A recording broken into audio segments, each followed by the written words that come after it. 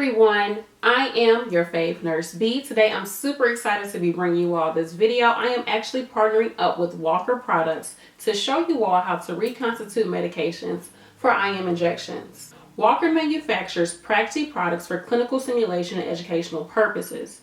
These products are to not be used on animals or humans. Okay, let's get right into the video.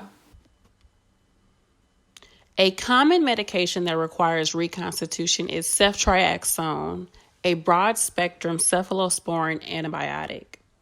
When a medication is in its powdered form, it actually has a longer shelf life compared to when you reconstitute the medication. Once a medication is reconstituted, it starts to lose its potency or its power. This is why it's very important to reconstitute the medication right before administering it to the patient. I begin by washing my hands and putting on gloves, removing the plastic caps from the vials, and cleaning the tops with alcohol swabs.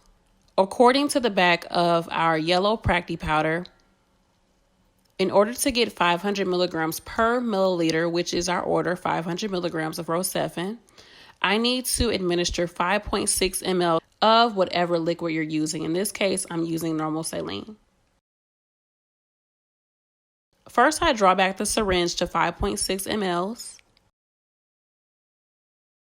I then carefully insert the needle into the vial of normal saline and inject 5.6 mLs of air.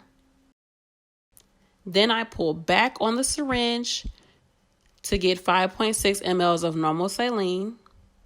Now, in order to make sure that once I carefully remove the needle from the vial, that I don't have any type of splattering, I need to get some of that air out of the vial.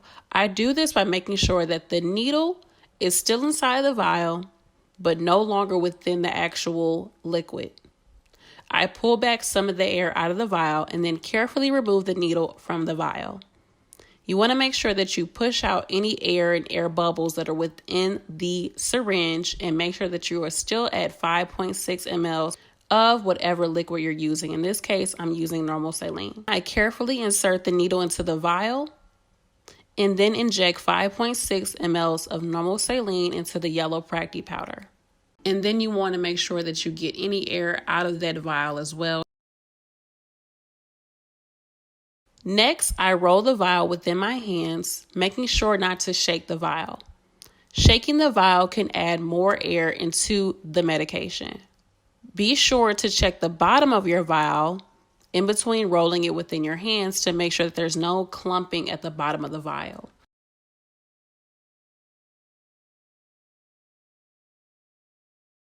Continue to roll the medication within your hands until everything is evenly dissolved. Next, I pull back my syringe to 1 ml. Then I inject that 1 ml of air into my medication and then draw back 1 ml again. I carefully recap the needle by using the swoop technique. Now I'm going to use the practice injector pad to administer the medication. I really like these templates that Wallcur has. It shows all the different muscle groups for IM injections. This is really good for visual learners. So I'm going to go ahead and give the medication in the deltoid. I'm going to use an alcohol swab to cleanse the area.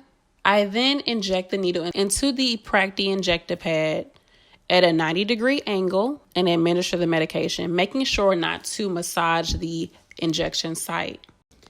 As soon as you're done administering the medication, carefully dispose of the dirty needle in a sharps container.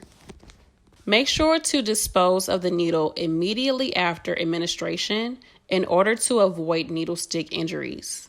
So I hope that you all found this video helpful. If you would like to use Wallcur products in your institution or facility, I will have all the contact information at the end of the video. Also, you can go to www.wallcur.com to learn more about their products. As always, thank you for watching. Peace.